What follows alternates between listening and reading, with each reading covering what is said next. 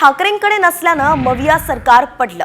संजय राऊतांनी असा मोठा दावा यावेळी केलाय। गृह खातं हे ठाकरेंनी स्वतःकडे ठेवलं पाहिजे होतं असं सुद्धा राऊत म्हणाले। तर ठाकरेंनी गृह खातं कुणाला देऊ नये असं फडणवीस म्हणत होते अशी माहितीही राऊतांनी दिली, परंतु गृह खातं ठाकरेंनी स्वतःकडे ठेवलं नाही आणि त्यामुळेच हे सरकार पडलं असं संजय राऊत म्हणाले। मुख्यमंत्री गृह खातं आपल्याजवळ ठेवतो, देवेंद्रजींनी ठेवलेलं आहे।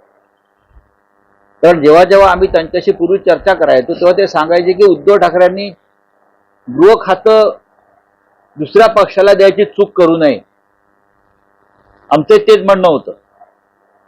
आणि गृह खातं विधानसभेचं अध्यक्षपद त्या काळात जे संवेदनशील विषय होते त्यांच्यामुळे आमचं सरकार पडलं, आता पडलं नसतं।